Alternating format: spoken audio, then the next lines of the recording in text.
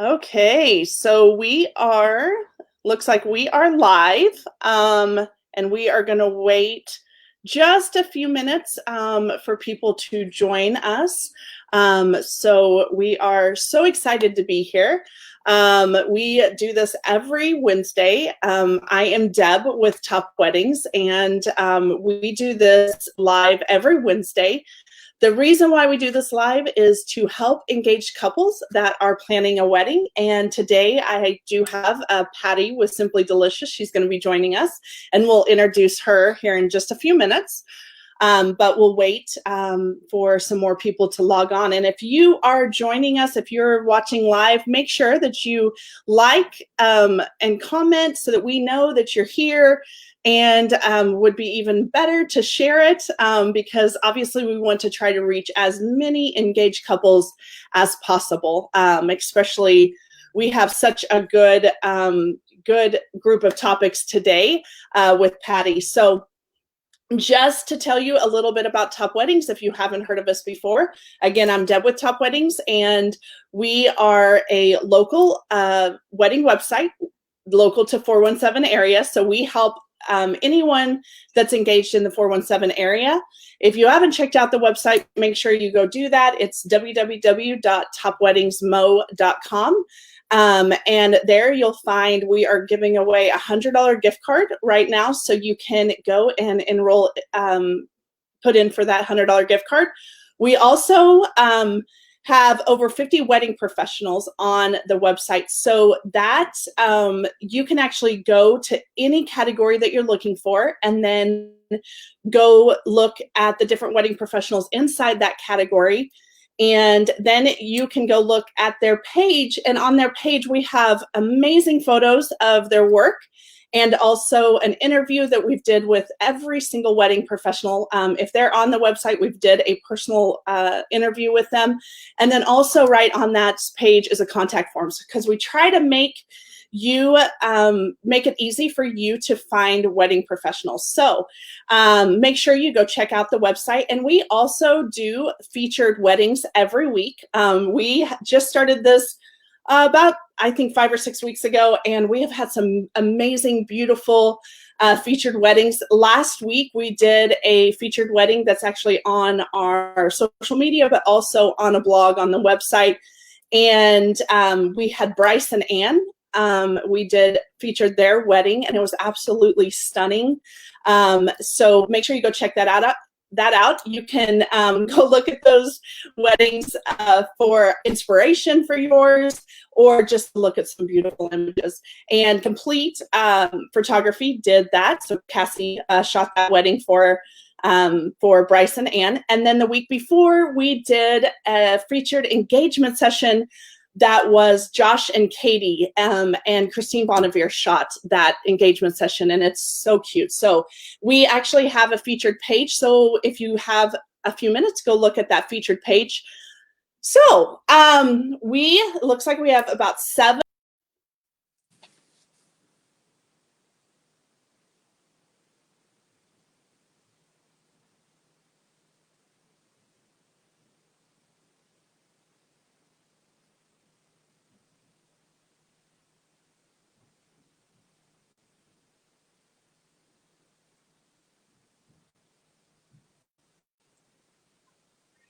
Okay, not sure what happened, Patty. Sorry about that. That's okay.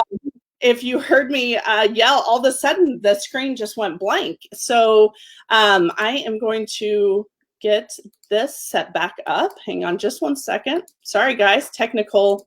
That's why they call it live. Yes, technical issues. So let's get that undone. So thank you all for joining. Again, if you're watching, make sure that you like and comment. We want to see that, know who's here with us. And if you have any questions for Patty, make sure that you comment those, ask those in the comments as well, because we want to answer any questions that you have. And let me make sure that, that we've covered everything. So I think so. We go live every Wednesday at 5 o'clock to help engage couples that are planning a wedding. So hopefully this is going to help you.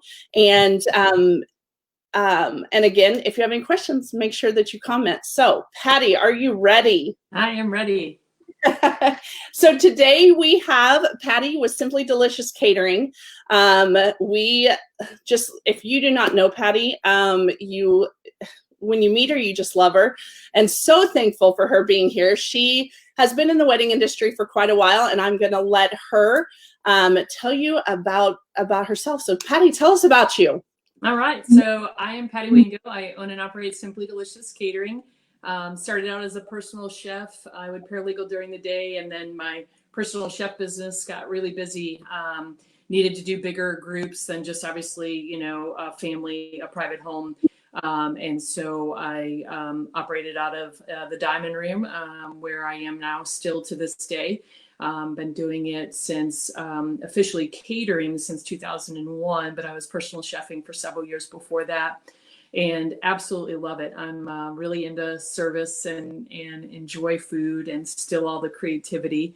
I am married, 2 girls. They're phenomenal, and Kate and Kelsey, and I've got a little zoo here at home. I've got 2 cats and a dog that are crazy. So yeah, but it's a lot of fun. We did a practice run yesterday, and so we got to see Patty's golden doodle, and then one of the 2 cats. So they were quite comical. Wanted to be on camera today. They are locked up. So. So yes, she has a really beautiful golden doodle. Oh my goodness. But he, like she was saying yesterday, is quite a handful. Yeah. He's only 9 months. So if you can imagine, it's like having a toddler. I love it. Okay, so we are going to go ahead and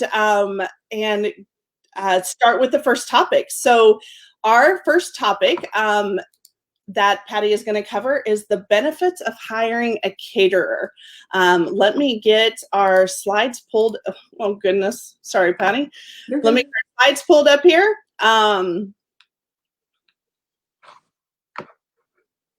Okay, so let's go ahead and start. Okay, so benefits of caterer.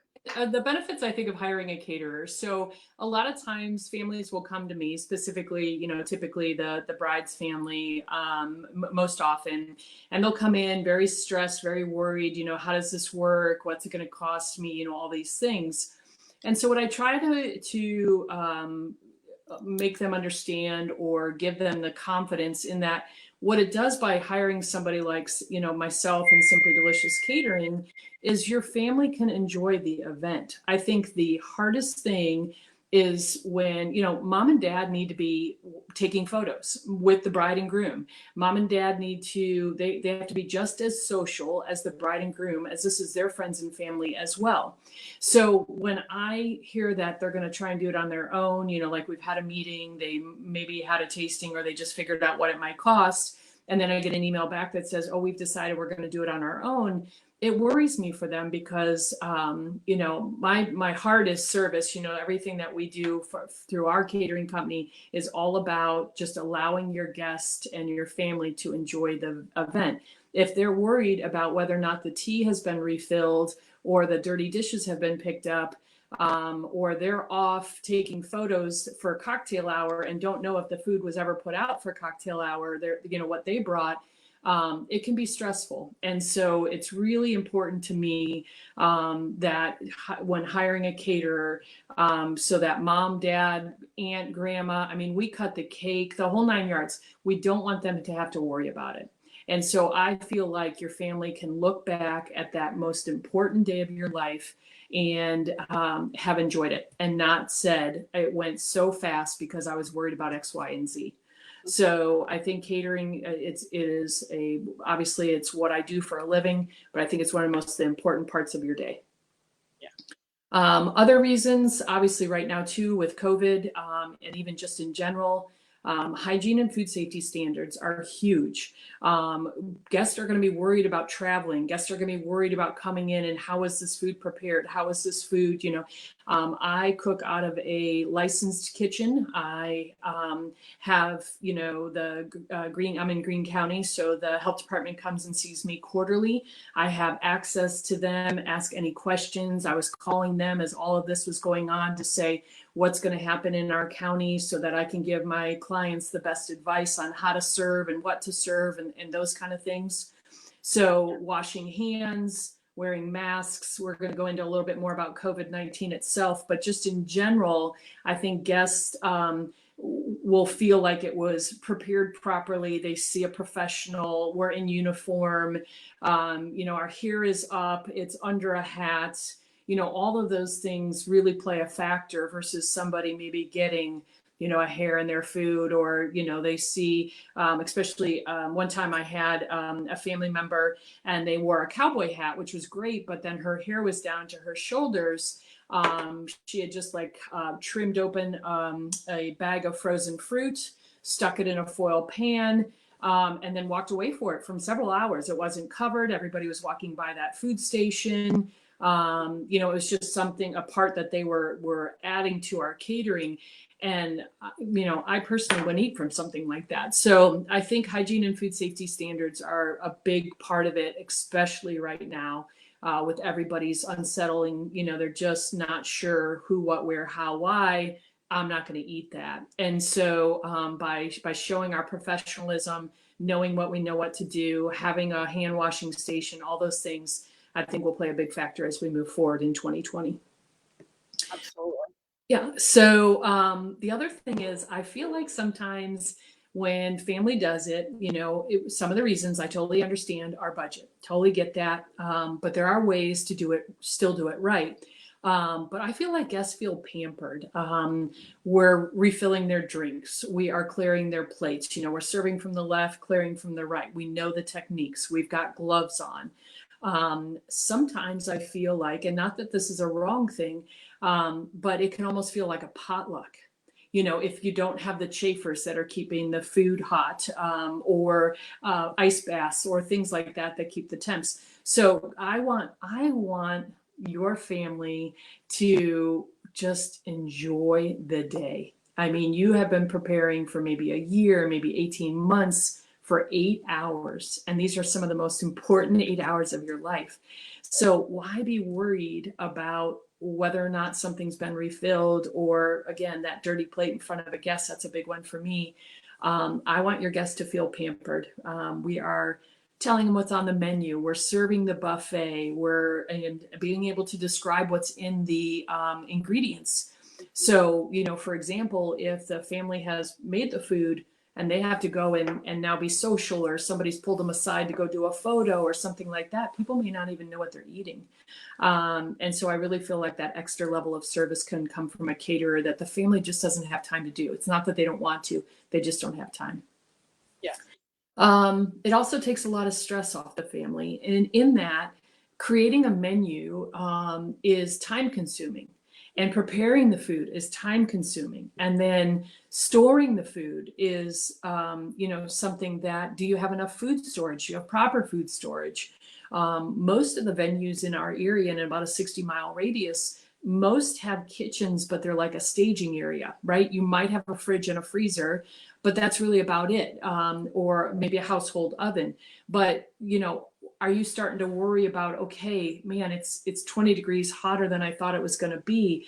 Just even think about wedding cakes. Those are so difficult to travel with, like in a summer month. So imagine it's your entree, starch, vegetable salad, and dinner roll, and you're having to worry about some of those things. So it's for us, you walk in, you have the creative process of sitting together and building a menu that's all about you. We give you a free tasting. You come in, eat a great meal for free. Then if you like it, you sign a contract, put down the deposit, and we show up 45 minutes before your ceremony. We prepared all your food for you. We served it all. We cleared it all. We cut and served your cake out. We made sure it was you had tea and water available to the guests that didn't drink. If it's a venue that allows, our traveling bar service can come with it. Like, you don't have to think about anything except enjoying the day with your family. And that's huge for me. So I think that stress level is a big part of it. And until you've gone and done it yourself, because I do have a lot of families that will come and say, I did my daughter's wedding and I'm not doing that again. You'll understand. Do you know what I mean? Yeah. So, and then creative menus. Families, again, they kind of fall into like a box sometimes, like, and there's, again, none of these things there's wrong things. These are just the positives of why I think a caterer is important. And, family favorites. I mean, we make them. I had one in December where the mom was Hispanic and the bride wanted her beans, this like a certain kind of charro beans.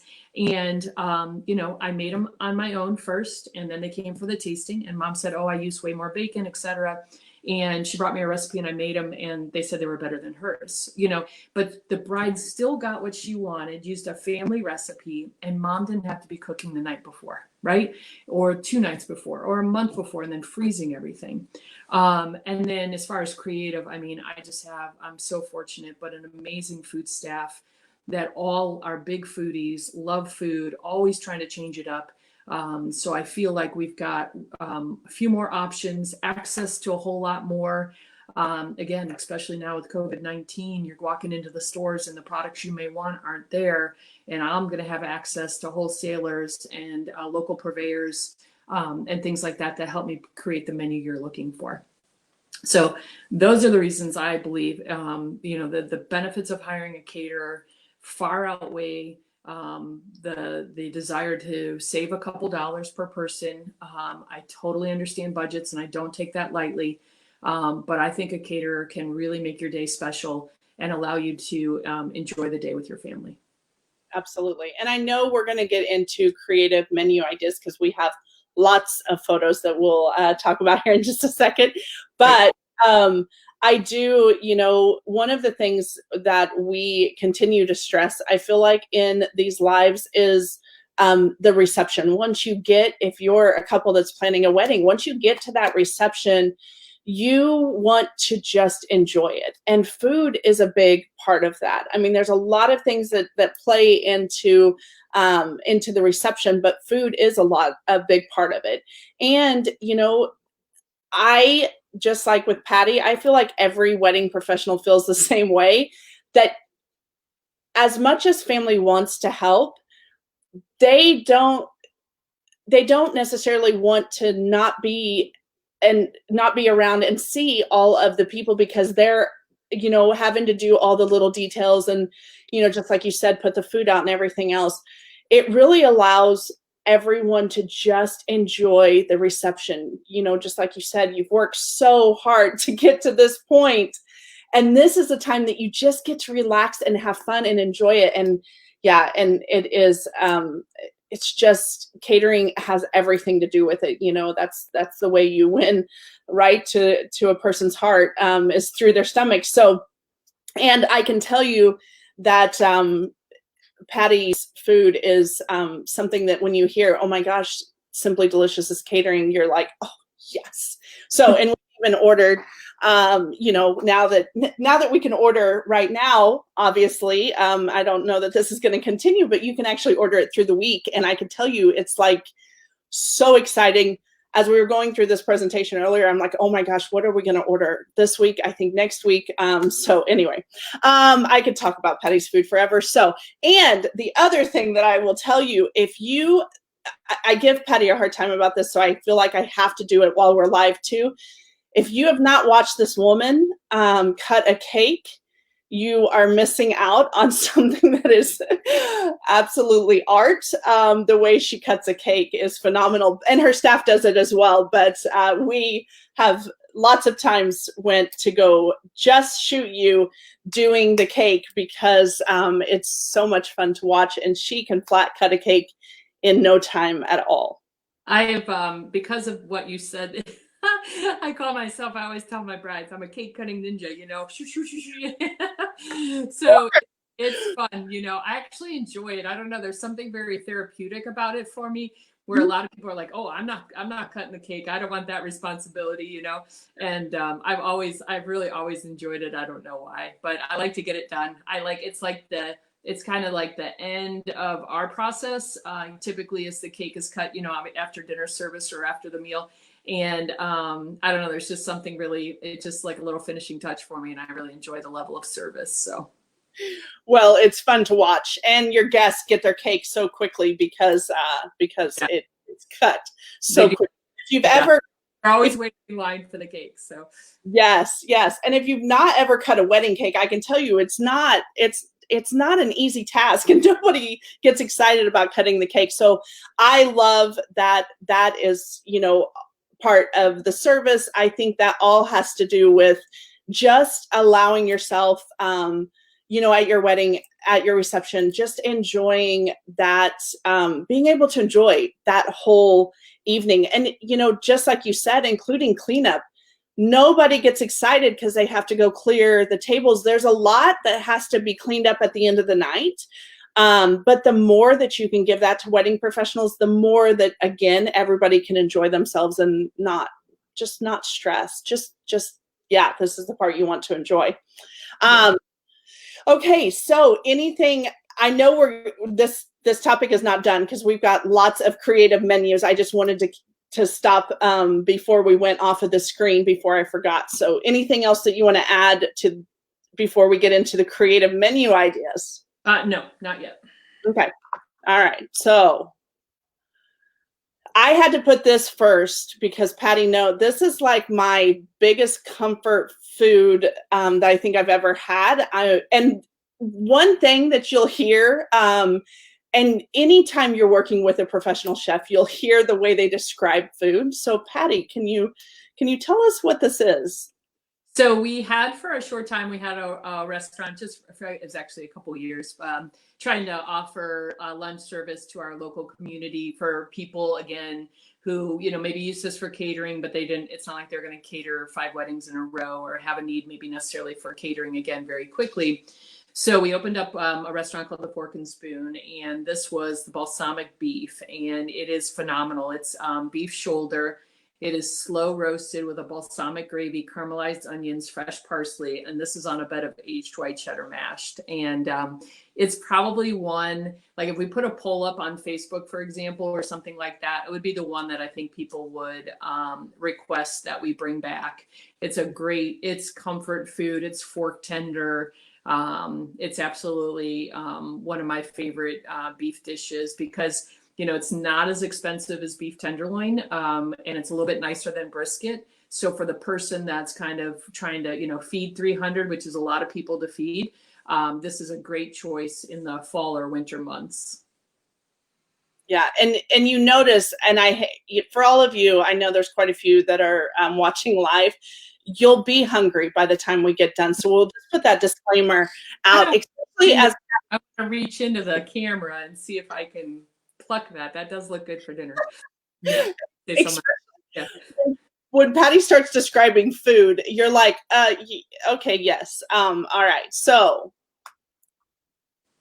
okay, that's our deconstructed crab rangoon. That's a great so a lot of people want to put seafood, sushi, things like that into their menu. And this one is called deconstructed crab rangoon dip. It's got real crab in it, a little Thai chili sauce, deep fried wontons. We also serve it in like little mini martinis.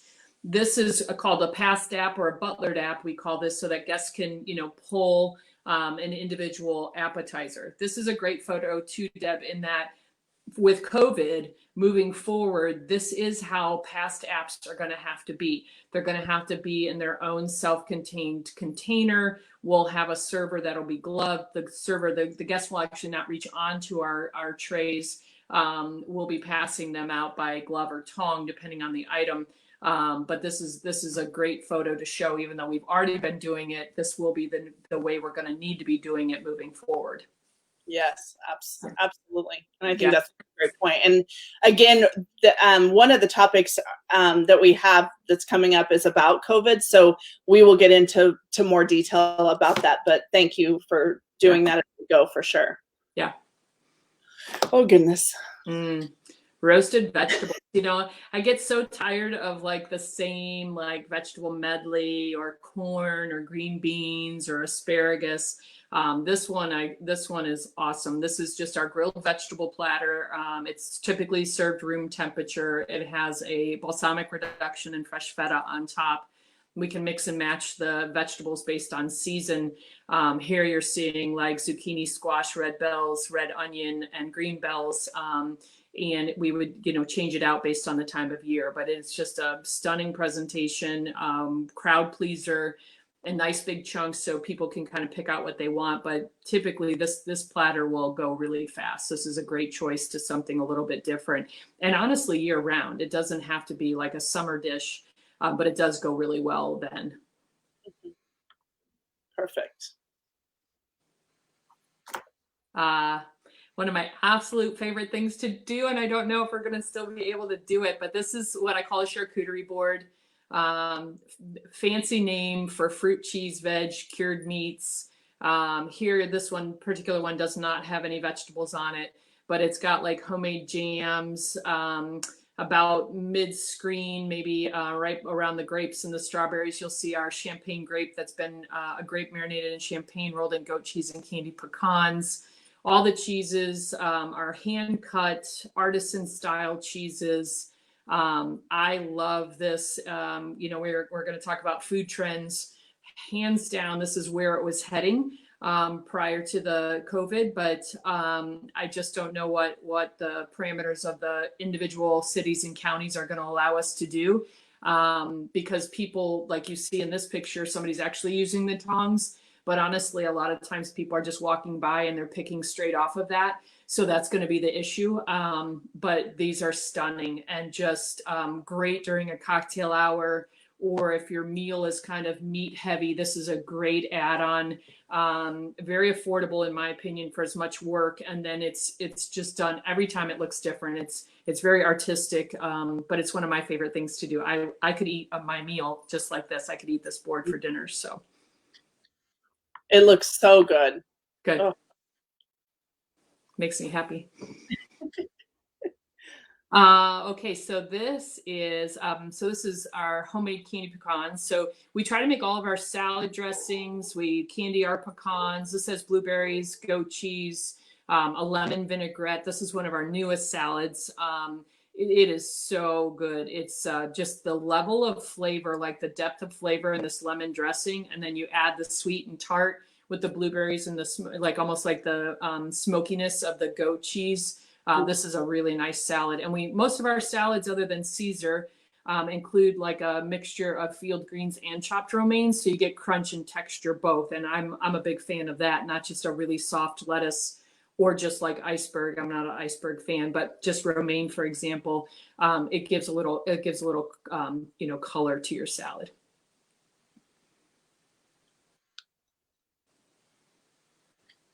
Oh my gosh. If I could take this one off my menu. We have been making this for years. This one is hands down the most ordered. This is our Tuscan chicken. So this is Parmesan encrusted, a light garlic cream sauce. So similar to Alfredo, just doesn't have Parmesan in it. So I don't call it Alfredo. It's got sun-dried tomatoes, green onions, and a balsamic reduction. If you look really close underneath the front chicken breast, you can see it's also on a bed of the aged white cheddar mashed. It's outstanding. I mean, it's pretty, it tastes good. Kids eat it. And then like, if you don't like onion, for example, or you don't like tomatoes, we can change out the garnish with like roasted reds and fresh parsley. But this meal is well received. I don't care who, what, where, graduations, weddings, birthday parties, funerals. I mean, this dish goes all the time. We are doing it curbside this week, as a matter of fact. And it's really a popular dish. And it's so good. Yeah, it is so good. It's just, we're in the kitchen making it all the time, but and so we get, we like the creativity, but it is a fantastic dish. Yeah. Okay, so it looks here like we just have a little filet mignon, some roasted reds. That looks like salmon, smoked salmon. Smothered green beans are in the back, and then our homemade house rolls. So we proof our rolls. They come out of the oven. We dip them in garlic butter, Parmesan, and parsley. This is a fantastic, this is what we call a duo or a duet. So if you want to do a plated food service, but you don't want to have to worry about assigned seating, this is a great way to allow 2 proteins on the plate. Smaller. They're not, so typically like our chicken breast that you saw, that Tuscan, that was 6 ounces. So what we do here is like 4 and 4, so that guests still get 8 ounces. If they don't like salmon, for example, they'll typically swap out with their significant other or neighbor at the table. And then these are just some roasted redskins that have been parboiled, stripped to give them a little crunch and texture, so that you see a little bit of the skin and a little bit of the meat of the potato. And they just are like butter. They're really delicious. So this is a fun one. This is a good duo. This is a great choice. Yeah, and really should have ate before we started. I know, even my stomach's grumbling. Why did I not order Simply Delicious today? Okay. Oh man, so we really miss not having Mother's Day brunch this year. It was so hard to not have people in our venue in the diamond room. We did do curbside, but of course something like this couldn't really go out curbside. This was just a really nice stepped up croque sandwich, fried egg, homemade guac, smoked bacon. It's on a bed of like a sourdough with a bechamel. It was, and then you see a roasted poblano off to the right. Yeah, it's delicious. Yeah, I'm very much into the Southwest. I like all kinds of food: Southwest, Asian, Thai, Italian. I mean, I really do like barbecue, just about anything. So you'll see a very wide variety in our menu. That just looks so good. I know. I'm so bummed that we missed Mother's Day. Yeah, I am too. So this was a great photo shoot that you came and did for us. So in the front, the bacon wrapped chicken breasts are our smokehouse. So they're pounded out, stuffed with smoked cheddar, wrapped in an applewood bacon. And then instead of barbecue sauce over the top of that, that's actually our Matt's barbecue mop. One of my key people in the kitchen. He's awesome. And so what it does is it caramelizes the bacon to the chicken, and you cut into it and that cheese just oozes out. It's really nice. The protein behind that you see the pineapple garnish on, that's one of our new appetizers. Those are some pork riblets. So it's a little tiny bone-in, super tender pork. It's in a like a Korean barbecue sauce, and it's got a pineapple pico over the top. To the right of that pork is our double baked potato casserole. So it's our garlic mash that has like sour cream, cheddar, bacon, green onion. And then the salad is our bistro. So field greens, chopped romaine, cucumbers. This one has feta, pistachios, dried cherries, and apple cider vinaigrette. So this is an appetizer and a full meal here. But these are great photos from you. This looks really nice.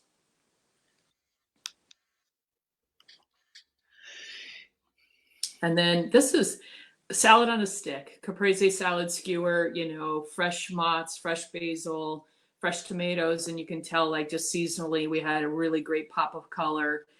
These are very inexpensive, a great way to pass an app. I always tell people, like if they're drinking a glass of wine or have a cold beer, it's really nice to have things that are on a skewer, for example, because then your guest doesn't have to they don't have to set their drink down.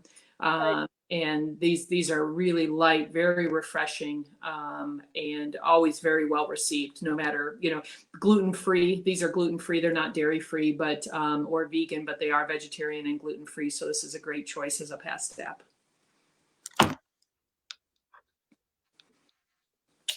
Okay. So that was the end of our creative menu part of it. So we will get to the next topic here in just a minute. Is there anything else that you want to cover as far as the benefits of hiring a caterer? No, I think you just need to decide what's the most important thing for your day. And if that's so that, your family can enjoy the event, I think you'll make a good decision in hiring somebody that will handle food service for you. So catering, I think, is very important to the day. People always remember the food. I have people who are now ordering curbside that were past brides and grooms that say it was 9 years ago and people are still talking about the food. I mean, that's the biggest compliment I could ever get. Yeah, absolutely. Absolutely. And I think I think one of the things that you touched on was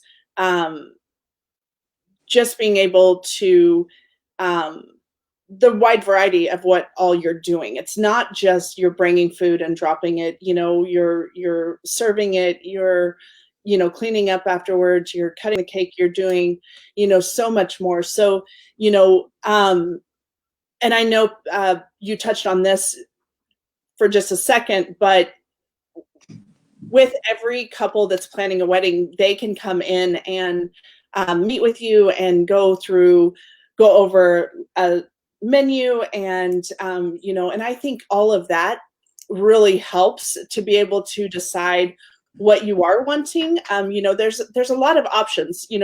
I think for all caterers, it's not just what they have that they make all the time. They're willing to help create whatever you're wanting, what you've envisioned as far as your food, but there's so much more that comes with that. And and just like you said, for me, once you get to the reception, if you've planned a wedding for months, sometimes years, sometimes just a few months, but usually it's years you've been planning, and once you get to that reception, you want the family and you want to just enjoy it with everybody. And again, catering has so much to do with that. So I'm going to tell you, Austin Barton put a comment and said, literally just picked up Simply Delicious meal to go. Freaking love their bacon wrapped pork tenderloin. Yeah. So yes, so good. Yeah, I saw his order come in. It was awesome. So I love the support we're getting from all the local vendors too.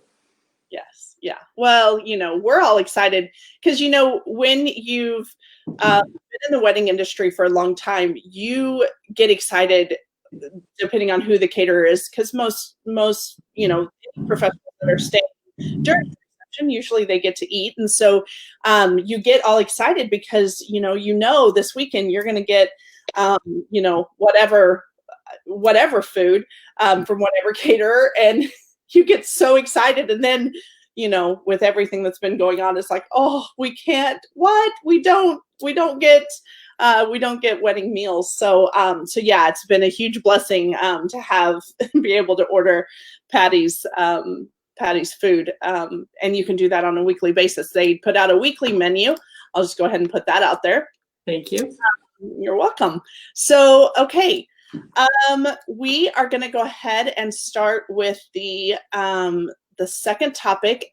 So if you are just joining us, I am Deb with Top Weddings, and this is Patty. Oh, hang on. Can't get the thing up there. Yeah. Okay. Sorry.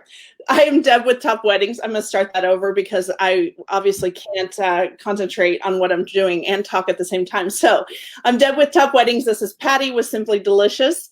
And we are joining you live, of course, on Facebook and in our 417 Engaged Couples group. So if you are not a part of that group, make sure that you join. Anyone who's engaged in the 417 area can join that group. I think I forgot to say that earlier.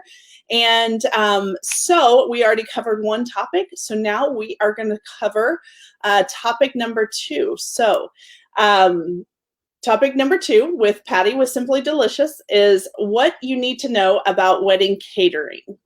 So let's go ahead. Okay.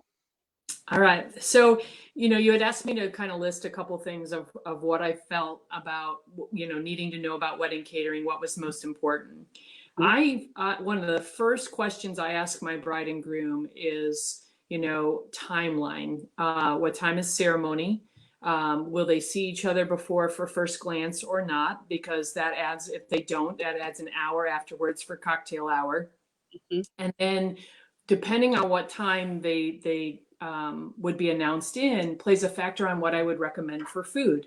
So for example, if I have a bride that's getting married at 2 and then we're just doing like light apps and cake, and then they're going on, like their guest would essentially go on to dinner at say 5 or 6, not with us, but go on, then that's one price point, right? So that's how you can help, recommend budget for a bride that might have 300, 350, 400 people, but is really tight on the dollars to spend. So I'll usually recommend, okay, then I think you should do an earlier reception, give them some sort of like hospitality, whether it be, you know, right now, or I was recommending like those grazing boards, or the charcuterie boards that you saw earlier in the photos. And then let them have cake, obviously, and then they go on. They come, they celebrate with you, and then, but that would help you keep your cost down per person because you're not having to serve them a meal. Okay, so that's why I think first and foremost, timeline is important for budget. And then timeline is important for, so let's say the bride's getting married, doing the ceremony at 4 o'clock, 4 to 4:30, they do ceremony, 4:30 to 5:30, they do cocktail hour. So then we have to think about what are we going to serve them? Now they've started drinking and they need something, right? Because they probably haven't eaten since lunch. If they had lunch, they might've been traveling, what have you. And so, then, you know, from the 4:30 to 5:30, there's an appetizer or a pastap or something. And then 5:30, typically the bride and groom would get announced in, and then dinner service would start. So then it's what type of dinner service. And, you know, sometimes a bride, as you know, as a photographer, they'll walk in first and do a first dance, or they'll walk in and they'll do cake first, or, you know, and all of those things, maybe sometimes it's even toast. So those things play a factor because then the food is holding. Right? So the catering food is holding because we want to get in and get tucked in before your guests so that we're not rolling in hot boxes and chafers and things such as that. So to me, when I sit down with the bride and groom, is identifying the venue, figuring out, you know, timeline to me is first and foremost, because I think they think to themselves, well, why does she care? And then once I walk through it with them, they get an idea, they start to understand how it's going to play a factor in their evening or their afternoon and in their budget. So I help them, so that's why I think timeline is very important. One of the things I was telling brides and grooms too is almost work backwards. So some of your venues, you have to be finished, say, by 10 p.m. So if you don't want to leave until 10 o'clock, but you want like 3 hours of dance time, so that's 7 o'clock. You need a half hour for cake cutting and toast, that's 6:30, and an hour for dinner service, that's 5:30. You might want cocktail hour, that gets you to 4:30. So ceremony would be at 4. So it's kind of a weird way to look at it, but if you kind of think about what time you see yourself leaving, then it allows you all the time that you want, and you never feel rushed through the evening if you actually think about it backwards. So it's another way, you know, but I always tell to my brides, I tell them the DJ and the photographer drive your timeline. A caterer is there to jump in, like fill in, you know, and give you the best advice they can. But the photographer is going to know lighting. They're going to be the ones, you know, that know when sunset or dusk or any of those things that you're looking for are. I'm not going to know that. So one of the things I recommend too is if like, so the venues anymore are so beautiful and there's so many shots to get on site where the ceremony takes place, I will recommend to them, go ahead, then get announced in. Then once you get announced in, we start dinner service. People don't even really realize you're not in the room with us. The photographer can take you back for any additional photos. And then boom, you know, then we can keep the guests happy. They're under control. They're eating, they're drinking, they're having a great time. And then we get you in for dancing and all that kind of good stuff. So lots of different aspects of why the timeline is important, but I think all those points are very significant. Yes, absolutely. Because that does, you know, you as the couple that, you know, if you've just gotten married, you probably haven't ate all day as well. So you want to make sure that you're factoring, you know, just like Patty said, that you're factoring in, you know, getting in, you know, being able to eat. And if you go back out for photos, you know, that's up to you and your photographer. But yeah, you know, you'll want, this is a meal. Know that whenever you choose your caterer, this is a meal that you're going to want to eat. Like you haven't usually, because of nerves and everything else, you haven't ate all day. Right. You know, maybe you've munched a little bit, but this, you know, this meal is going to be really important to you for sure. So, and that timeline, it's so true, because if you're doing appetizers or, yeah, it all plays into it. So yeah, I love that. Okay. And I think a lot of venues too have a lot of cool new like little bridal suites or little areas. So Mhm. even during that cocktail hour, still while your guests are being taken care of, so say from 4:30 to 5:30, you can come in 5:15. We get you into one of those little rooms, little bridal suites or the groom's rooms, have a private meal. Then you join everybody, and you're not now you can socialize, go table to table, release, do whatever, release by table if you want to the buffet, whatever you want to do. But there's so many different things I feel like a caterer can help you with your timeline, that rely on that professionalism and that experience to help you put together something that's realistic and not rushed, and you really get to enjoy the evening. Yeah, absolutely. Love that. Mhm. Okay. Next, all budgets are different. Yeah, this is a great point. So again, I was using the timeline, for example, for a bride that has lots of guests, but very small amount of dollars per person that they can spend. Using your timeline is a great way. And then you've got the other end of it where a bride wants it plated and served, whether it's 300 people or not, and they have the budget to do china, glassware, silverware, all the high end, filet mignon, prime rib, or maybe two proteins, etc. But one of the experiences I've had is through my years of catering is I had a young bride come in one day, no parents, no groom with her, and she's very, very sweet. And I usually will say, what do you think you want to spend per person? So I have some idea, prime rib versus burgers. I always say, I can't do prime rib on a burger budget, and there's different ways to do things that I think work. And she said to me, "Oh, I don't know. I'm thinking like, I read a magazine, and the magazine, or maybe she was online somewhere, and they had said that the average per person was some like $70 or some really high number." And I told her immediately, like, hey, don't go by the national numbers.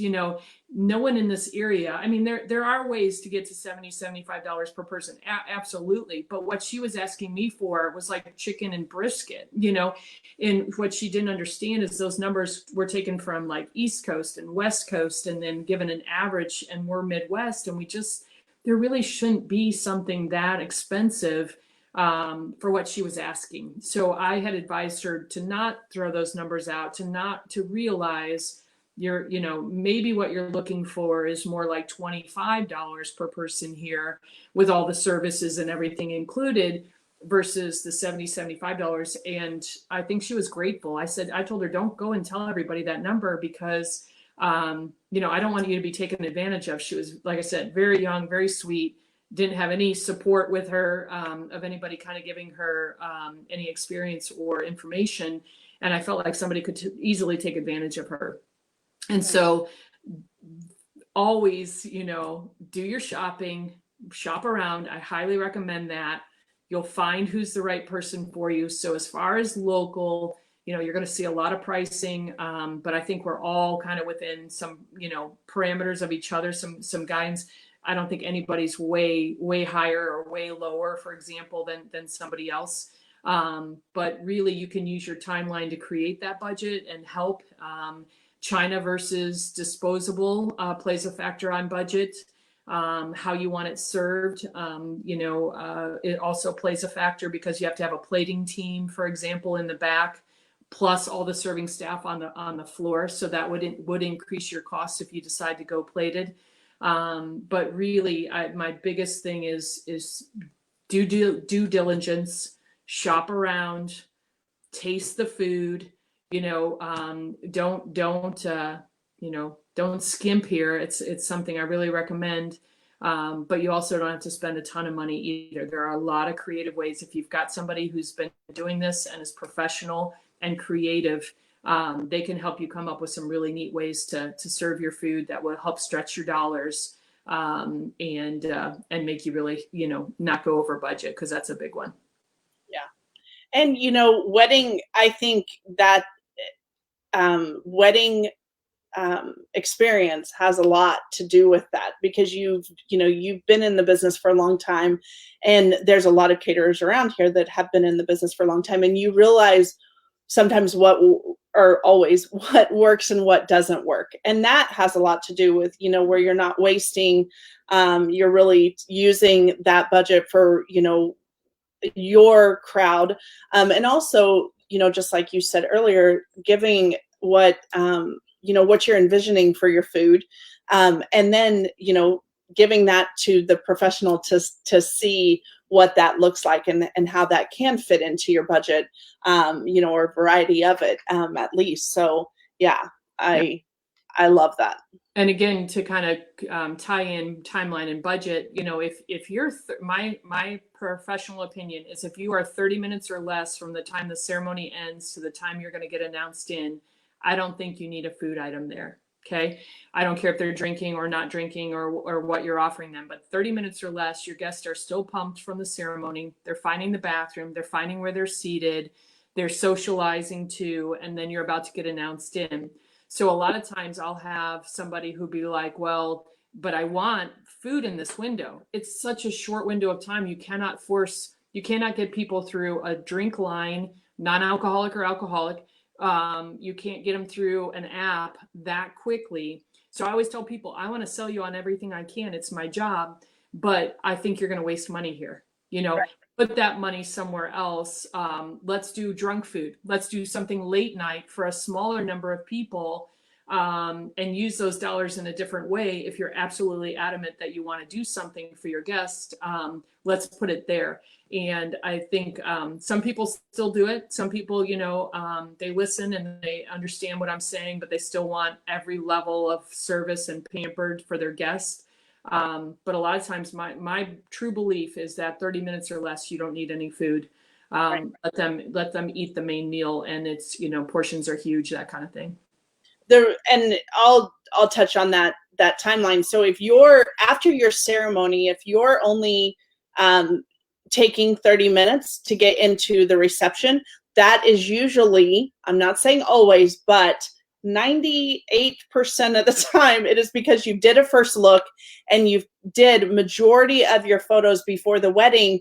And so after the wedding, you don't have a lot of images that you have to have because you've already did that all before. So when right. Patty's saying, 30, if you're only doing 30 minutes, that saves that, you might not have to do a appetizer while your guests are waiting for you, because 30 minutes, by the time they leave a lot of our venues in this area have the ceremony and the reception in the same area. So you can do that, obviously within that 30 minutes, but by the time they leave the ceremony, get into the reception, mingle, sit down, you're right. I mean, that makes it kind of hard for them to jump up and get, those appetizers or whatever. But if you're not doing a first look, then your photos are much longer after the ceremony. And so that's when, that's when your caterer comes in, like Patty's saying, as far as timeline, and says, okay, this is, you are going to need something, because people they get hungry. And just like Patty said, if you're serving alcohol, more than likely you want something. Yeah, got to have something to absorb the alcohol. Everybody laughs at me when I say it, but it ends up being a much better night if they've started to eat something. Yeah, absolutely. Okay. All right. Yeah. So I think as, again, I'm a big advocate of shopping. I'm not the only caterer in this area. And I think as you do it, you almost need to create a little spreadsheet that says, what am I getting? So, they might hear a dollar figure per person and be like, oh, I can't afford that. But then when they start a la carting it with somebody else, their bottom line will end up being more, and maybe even with less services. So I feel like services that are included are very important. In this picture, again, this is an older picture, but we're gloved, serving your guest. I think standing behind a buffet or food stations and serving your guest helps control your quantities going out as well. So instead of the first 100 taking 2 proteins each, and then for 200 all your food is gone, we can kind of help control portions. When you do the tasting, you get an idea of what every guest would have, so you have a comfort level that even though they're choosing 1 protein, it's plenty. And so we include all the staff, tea and water, disposable or china, depending on what you're looking for, and we do the cake cutting, and then we bus and clear, serve the buffets, etc. Again, with us, I want to be a full service caterer. I don't want to drop off in foil pans or disposable chafers. I think again with all of the new guidelines that we'll start having here soon, people want to have a level of certainty that the food has been prepared properly, stored properly, put out and maintained properly. And again, it will allow the family to enjoy the event. But I even ask, even if we don't make the cake, because we do wedding cakes, I will include the plates and forks for cake cutting so that we're not somewhere, I don't know, 45 minutes away. And mom looks at me and said, "Oh, I thought you were bringing the cake plates," So we go through all of the details down to salt and pepper. There are venues that provide tablecloths, but then they don't provide napkins. And that's sometimes like something that will fall through the cracks for a bride. So I always say, do you need a disposable napkin? Do you have a linen napkin? Like I have certain questions that I ask based on the venue in which it's being held, or even at their own private home, trash cans, all kinds of things. Excuse me. So I think just having the experience and again, offering as many services in the price per person as possible leaves the family to enjoy the event, have a great experience, enjoy the food, and guests are very satisfied. They walk away just, waving and thanking us and telling us how great the food is and all those kind of things. So I think services are a big part of it. Absolutely. Okay.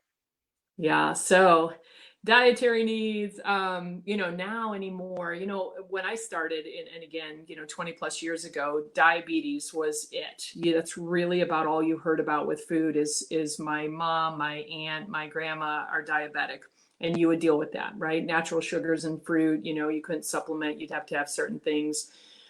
Using Splenda and other things such as that. Now, really big plant-based group out there of vegan and vegetarians, which is awesome to me. To me, that's not that big of a deal. It's not really necessarily like a food allergy. It's just a choice maybe or a diet need. But gluten-free is a big deal. Gluten-free for people who really are truly celiac. The gastrointestinal issues that they can have are huge. Nuts and things that you hear about, mushrooms. Our friend Terry Reno from Complete with her mushroom allergy. It's serious. And so we make sure, a roll is for some people who are gluten-free, even the roll on a plate can really make them sick. So we always, we go through that. It's one of our questions on our initial questionnaire. We find out who it is. For example, I've got a new bride and groom that I've been working with, and they actually need to see all the ingredients of our food because dad has a severe allergy, and I think it's a cousin of the groom has a severe allergy. And so they want a list of everything. And what's nice about the fact that we make everything is I can tell them. I can tell them down to the seasoning, like our dry rubs or our sauces or our salad dressings, whatever it is. But there's a lot of things out there. There's the Lyme disease, where a tick can bite somebody and they actually can't do anything mammal. So any hoofed animal they can't eat. So I have to be, I've got, mothers of the bride, for example, who have been bit. So it's a wide range of things that you have to stay up to date on. The health department's always really great if I have any questions, obviously the internet as well. But sometimes like I have guests that will actually carry like an index card style size with them of all the allergies. It could be salt and pepper, for example, or olive oil, some of the things you think are the most basic. So when that happens in my 2-week out with my bride and groom, I just get that guest if they end up coming, if they're going to be there. I just ask for their number and I have a conversation with them. So instead of me reinventing the wheel, I just say to them, what would you enjoy? Like what's going to make you feel comfortable eating this? I don't want you to feel like you're at risk or you're not going to feel good at the end of the evening, any of those kind of things. And it's just a whole, because I overthink it. If they've got a big list of allergies, I'm trying to reinvent it. And it's just easier to reach out to them and say, hey, what would you like to have? and that goes over really well. I think people really appreciate that level of service, and just making sure that we know that we're trying to take care of them. So. Yeah, and you would not think, I know for me, I would not think of all of the different allergies and that you are having to deal with, that's for sure. Yeah, yeah. So I think this picture is like 1,000 words here. Relying on a professional. So again, you're seeing gloves, you're seeing it being served. The bride is chose to walk through the buffet, but at the same time, she's still being served. And just again, them being able to articulate what's in something. There's lactose intolerant, there's dairy, there's so many different allergies. So by somebody coming through and walking and us being prepared and serving, pretty much any one of my staff could say, oh, that doesn't have gluten, or you could do this, or we have it in the back. Sometimes it's like one vegetarian in a group of 150. We'll just keep it hot in the back. And then we'll go and bring that plate to the individual. So then they don't have to worry about any kind of cross contamination or anything. But I think, if you're worried about any of those kind of things, relying on a professional is the way to go. Absolutely. And I feel like you've touched on so many different reasons why that is the truth. Because just with those allergies, I mean, just with everything that we just talked about, the timeline, all of that, and again, when you're choosing your caterer, make sure that they do have wedding experience, because that, it's not, weddings are not just like every other event. They're just not. And I love the detail that you're giving as far as the timeline and everything else, because that has everything to do with making sure the food's hot and all that good stuff. So, so I love, which I knew that you would be detailed, because you're a detailed person. That's why you do so well at what you do. But I think that all of this has been so incredibly helpful for, let me go back to that. So it's so incredibly helpful for anyone who is choosing a caterer, because, you don't think about everything that comes into play when, it's not just good food. Obviously that is a huge part of it, but there's so much that comes into play when choosing your caterer. So I feel like this, both of these topics that we've covered, have been incredibly helpful. Okay. So is there anything else that you want to talk about as far as what you need to know about wedding catering? No, I think that gives them a lot of information to think about, and they can always email me and ask me any questions if they have them. I'm happy to be a resource. I tell people that all the time. Lots of business in town, lots of different things. But if somebody has any questions, I'm usually really easy about trying to answer it if it's something I think I can help with. Yeah, and we know, just an FYI, Patty does not work out of the dining room, but because she manages it as well.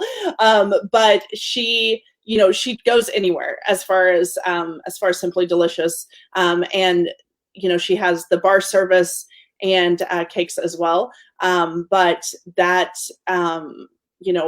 her professionalism comes, we were just talking earlier, because when, and there's other caterers that do this, so don't get me wrong, but when I walk into a wedding, I know it's Patty's team. And the one thing about Patty that I've always loved is she leads by example.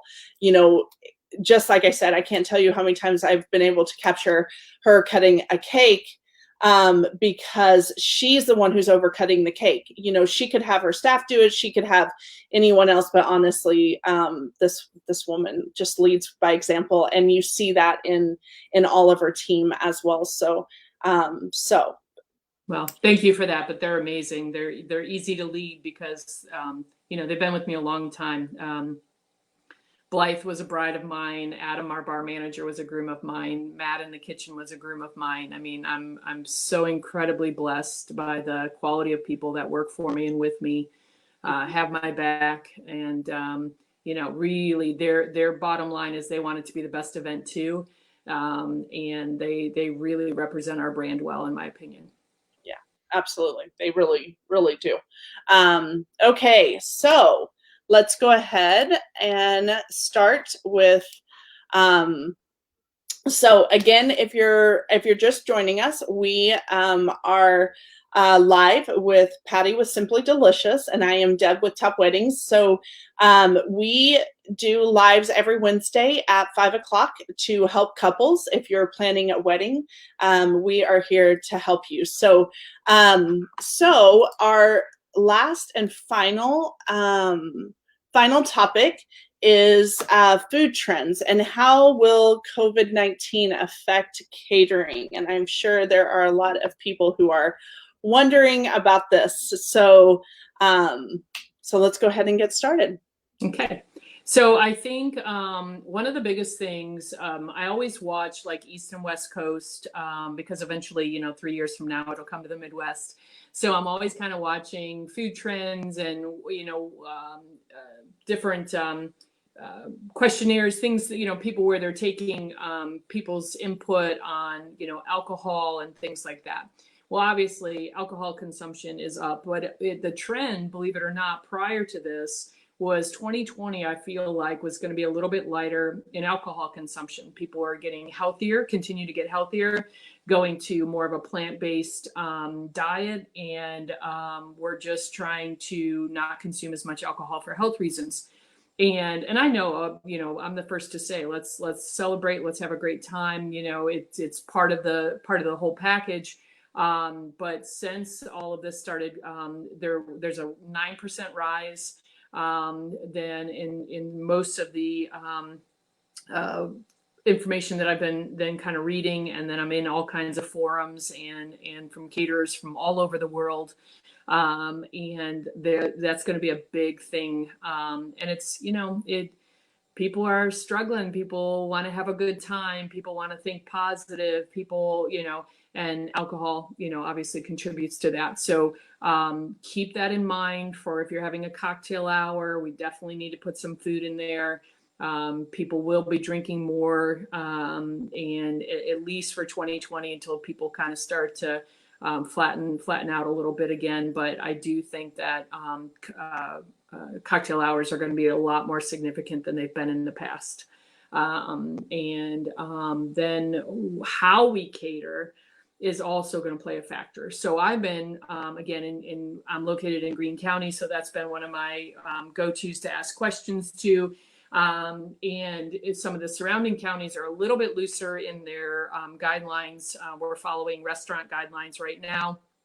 But like I said, with charcuteries, for example, I think you'll either have to have a staff member there who is putting what people choose if we continue to be allowed to have the charcuteries.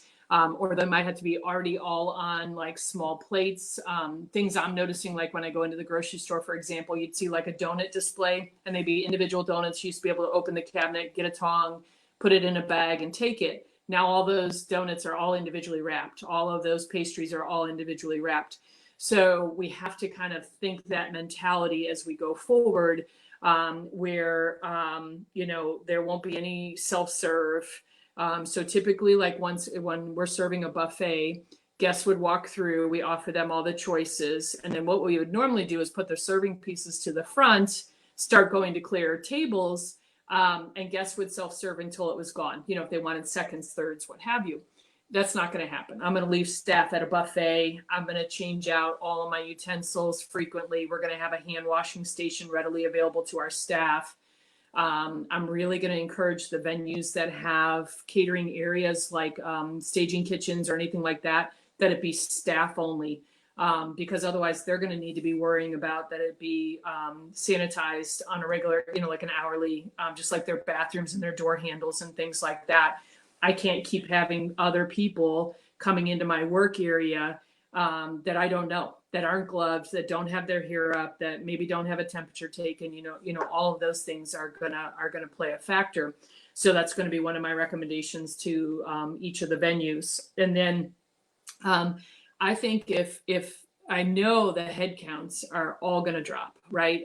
We just know, at least initially, that people are not going to be comfortable traveling or be able to get on a plane necessarily right now. So in the immediate, 30 to 60 days, I think all of our head counts will be much smaller. Brides still want to keep moving with their dates, and I totally respect and understand that.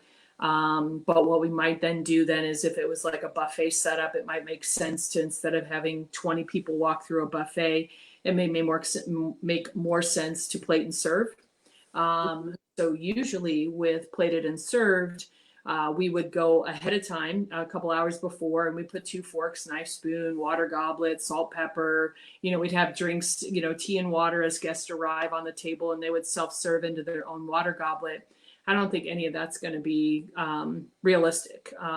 We're going to, if there's a linen napkin, I think the silverware is going to have to be wrapped, handed to the guest after they're seated, like, very elegantly come around, whether it be like a nice basket or a tray of some sort, and hand the individual their napkin with silverware so that other people aren't touching. And we would be gloved, obviously, and masked.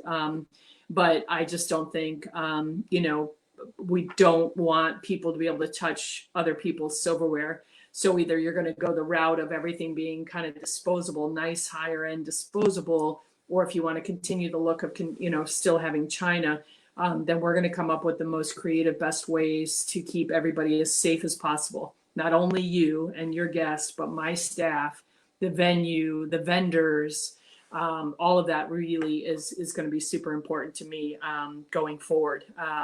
Because the last thing we need is another wave coming in the fall. And so in my mind, how do we help keep everybody as healthy as possible? And then, unfortunately, like I said, I think, staff, it's not going to look great, but staff are going to be in masks. And I think that's going to be the only way guests would have a comfort level that if we're still standing behind a buffet, that we're not breathing on their food.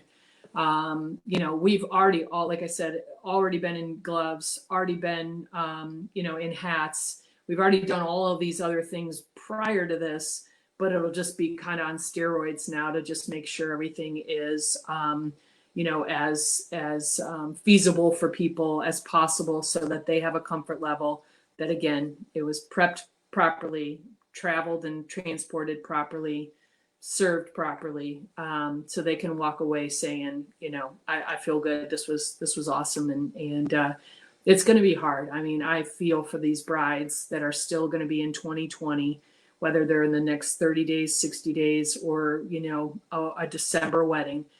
This is going to change us. It has changed us. But I think we can make it as effortless as possible, things that they don't have to worry about, that we'll come in and we'll just automatically do, so that they're still getting the menu they want. But it's up to me to figure out, especially these brides and grooms I'm talking with right now, that might be in like October, for example, and they're not booked yet. I said, guys, let's make a menu the way you want it. And if things keep tightening up, or because it could ebb and flow, like we could get it opened up and then it could, they have every, we can't control whether or not they'll ban things again or whatnot. And it will be up to me and my staff to figure out creatively, how do we make this menu happen for you? So just trust my experience, trust, that we're going to give you the absolute best. One thing that we didn't put on the slide, but I think is very important also too, is going to be product availability. You go into the grocery stores now, and initially you couldn't find toilet paper, and then the next wave was you couldn't find eggs, and then people are still posting about where can you find meat. I went in just personally for my own groceries at Sam's Club, and there was ground bison and lamb in the meat section, right? Who's going to be able to, the average person cannot put a meal together based on this. And, they still had plenty of seafood, but chicken, pork, beef, very, very limited in what they had. So I think you keep moving forward with your menu as best as you can. And about 2 weeks prior to your date, we evaluate. I reached out to my food purveyors today, and in knowing that you and I would be doing this evening, and said, what do I need to know about? What should I be worried about? Costs, not only availability, but how is it affecting my price per pound? With like say Smithfield's, where that pork plant closed because of the amount of COVID there, all of these different things play a factor on my bottom line as well. But my goal is to keep everybody, most of my brides at this point, when they go from 250 to 20 people, their budget, they don't, there really is no budget anymore, because now they're spending it on 20 people instead of 250. But at the same time, I want, they had a tasting, they had something in mind, they had a vision. It's up to me to make sure, and my staff, how do we make it happen for them? I think that's my big thing.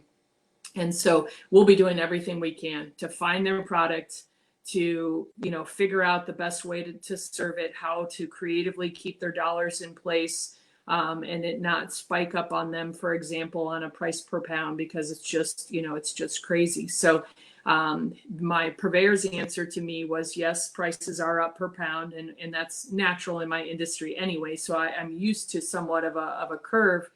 But as far as availability, he did feel like pork and beef would level out here probably within the next 60 days.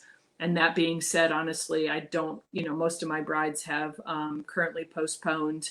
And for the ones that are still moving forward with their dates, which is awesome, they're going to have smaller crowds anyway. So it won't be as stressful on us to provide that product for them, because I think we'll be able to find it in smaller amounts. So. Perfect. Yeah, one of the things that I think that are you seeing, just because we're talking about COVID, are you seeing like that it's taking longer for you as far as you placing your orders and all that, as far as the food that you could normally? I mean, we are living in we're all very used to Amazon delivering the next day, and now it's like, oh my gosh, I'm not going to get that until May 29th. What Sure. Are you seeing that? Because I know for deposits or for final counts and all of that has a lot to do with you getting those final numbers and getting everything ordered. Yeah, and those are great questions. I think the biggest thing for us right now, so we use local Springfield grocer locally. We do use Cisco out of Kansas City as well. And so like they changed their truck routes a little bit, so that coming from Kansas City, for example, they're trying to get as much on one truck as they can. So for us, the days of our deliveries changed. But really, we've been super fortunate. We haven't been outed on a lot of things from a wholesale standpoint, where I'm buying, huge cases of meat. They've even run some specials to help us, just because of the volume in which we purchase, which I think also helps our client, getting a better price per person. And so we got a bunch of different things that they offered us at a reduced cost per pound to help us get through June and July. And we'll just see, that's really, so other than that, on a bigger scale, like doing all the curbside, all of those things, we haven't had any issues with product. We've been smart about how many orders we've allowed so that we don't out anybody anything. And it's just the years of experience. We know what we're doing, from that standpoint. And I can't speak enough of our purveyors that have been there to help us out and get us what we need to keep moving. And they've been really great. We're really fortunate. So. Awesome. Okay. Anything else that I'm pretty sure that was, anything else as far as food trends and the COVID-19? Yeah, I think that, again, prior to all of this, grazing tables and charcuterie tables were going to be a hot item for 2020. And they may have to just take a back burner and come up with something that's passed. We can still, at this point, based on the counties, and the cities, They are not limiting buffets. They're still allowing food stations with all of the parameters that I gave you with, hand washing, masks, washing utensils frequently, etc. You can't have like a sit up bar, like where, somebody would walk up and sit in front of me if I made something. But that's obviously not realistic for a wedding anyway. We're just keeping a close eye. I'm staying in contact with my health department. I'm communicating with my brides. I'm communicating with the venues. And they've all been really great to reach out and ask me questions so that they can also help the bride with the best ideas. Talking, just ideas on drink dispensers where, you wave your hand underneath, for example, and the drink will come out. So you're not pulling a lever. There's some attachments, so there's some items out there that we're looking at to keep everything as clean and as healthy and, still keep everybody within budget, not adding a lot of cost to their bottom line, those kind of things. So I think we'll get through it. And none of us have been through it before. And so I'm just trying to keep myself as educated and informed as I possibly can. Absolutely. And I think that is such a, for couples that are planning during this time, it is maybe been a little challenging.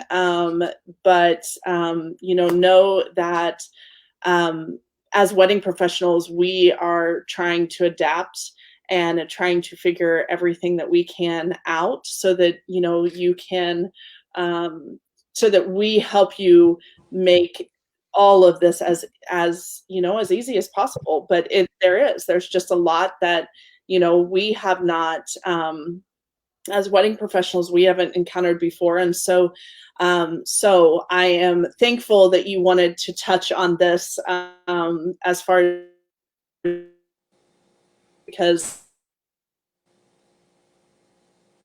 a lot of out there that, if you're watching, if you're planning a wedding, these are all great things to think about because,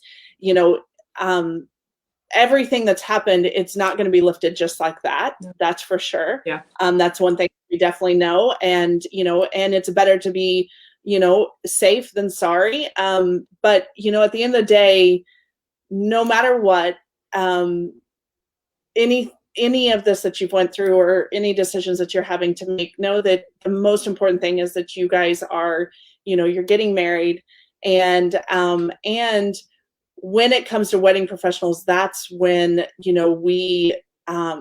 that's when wedding professionals really make a difference in your day because we are, it's our job to think about those things. It's our job to think ahead because we have been doing this for a long time. And if we don't know, I can tell you 417 has the best wedding professionals. And so, they're going to figure it out. They're going to, do whatever extra steps they have to do in order to make your day as stress-free as possible. And, just like with you, Patty, obviously any wedding professional that's not in catering would not have been thinking about all of these different things because when it comes to food, that, that's really going to play a part. So I love that you've touched on so much of this because it is, it's definitely a reality right now.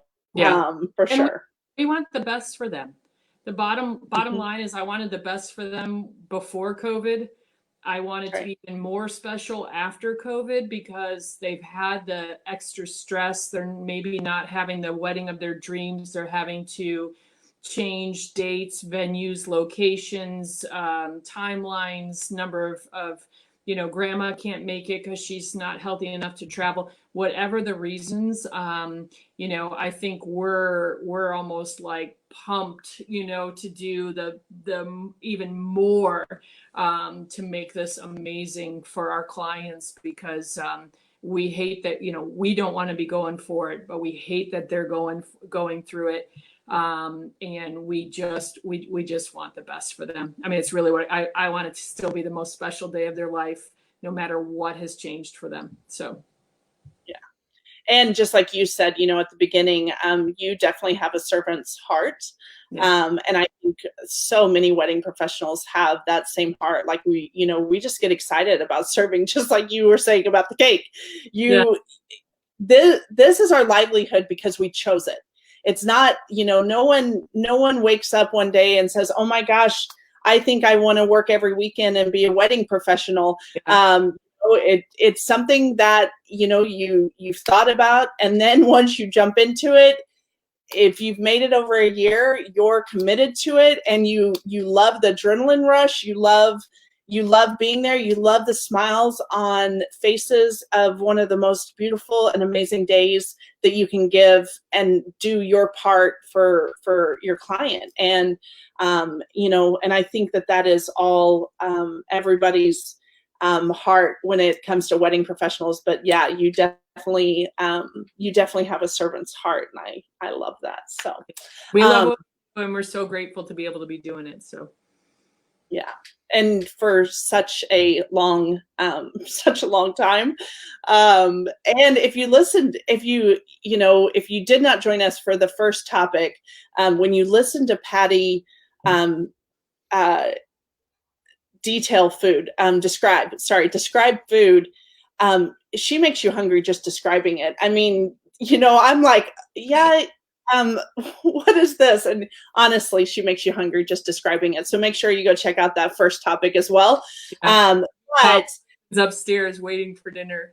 well, and I'm hoping Justin's in cooking because I'm at home. Clients are always first, yeah. Yeah, that's for sure. But she, the smile that she gets on her face when she describes food, this is something that she loves. And so that's why we're very blessed that you joined us today. And I know we do have just a couple questions, so we will go ahead and get into that, and then we will be done. So thank you guys, everyone who's still joining us. We know that it's been a pretty lengthy conversation here with Patty tonight, and we love her. We love her heart, and we love how committed she is to helping you if you're planning a wedding, and just thankful for you guys being here. Next week, hopefully, of course, I'm still from home. Patty's at her home, but know that hopefully next week we are doing the live back in studio. I don't know that we're going to change this format, just because it would be kind of hard to keep 6 foot distance with everyone who comes in, but we will be back hopefully in the studio next Wednesday. But thank you for joining us. Thank you for being on here. We appreciate you guys greatly. Make sure that you comment and give Patty some love. So, but let me go. Rochelle asked, what is the biggest event you've ever catered? 2,500 people. There was a theater in Branson that Samson had come out in the theater a few years back. And we did 18 food stations in a matter of about an hour. And then while they went into the theater, we had to flip that whole room into a dessert bar when they came back out at intermission. And then when they did, we had like a boxed dessert ready for everybody and coffee service and that kind of stuff. They went back in the theater, and then we were finished at the end of that. That was just a few years ago. Really, I mean, it was actually a whole lot of fun. My staff would probably disagree. But I always like challenging myself. I always like to see, what can we do? How do we do it at the best costs, best food service, best product, all those kind of things. But I really love the creativity. It was a lot of fun. I mean, it was insane. I loved the whole time though. And we knocked it out of the park. It was great. 2,500. I can't even. Oh my goodness. Yeah, it was fun. And then let me see. We had one more question. So how can they get in contact with you? We briefly talked, obviously you can go to her Top Weddings page, and a contact form is there. But how can they get in contact with you, Patty? Sure. They can email to the words email admin@simplydeliciousllc.com. We are on Top Weddings. We have a Facebook page. We do prefer, and then our phone number is 417-766-2946. We do take orders through like Facebook messaging. But really, I think for like speed, sometimes that might take us 24 hours just because we're more in the office, you know, answering the phone calls and emails.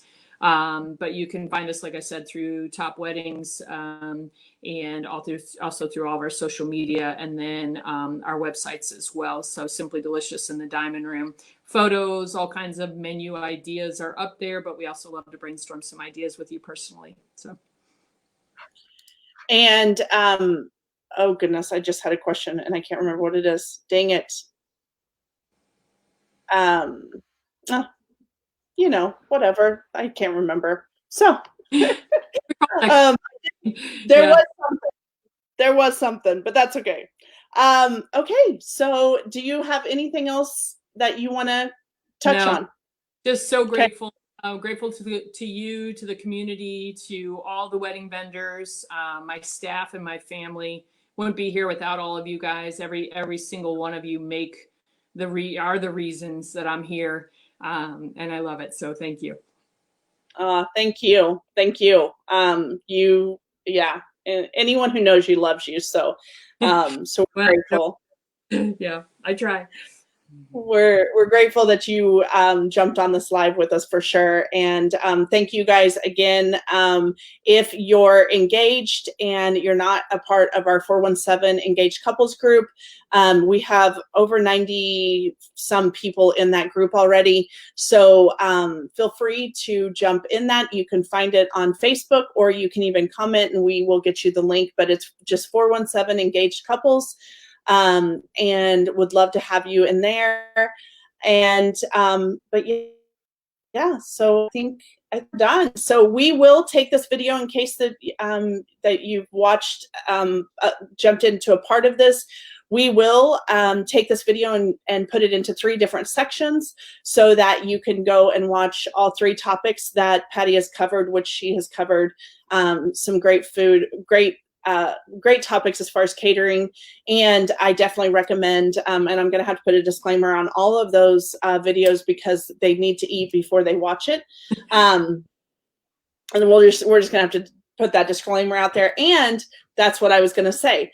For any of you that are still with us, know that you can, for right now, you can order Simply Delicious food every week. She does a new menu every single week, and that is on her social media, but also on her website.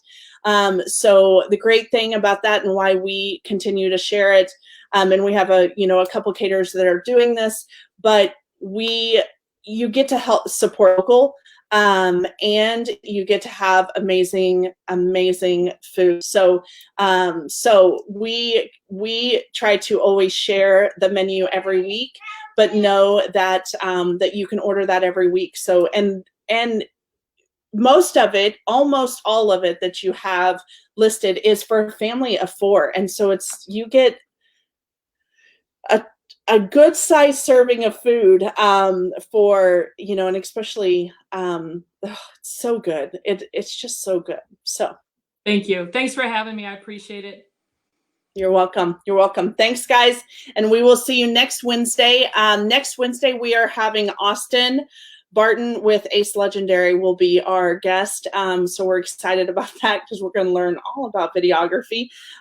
So we're excited about that. So we'll see you next Wednesday at 5.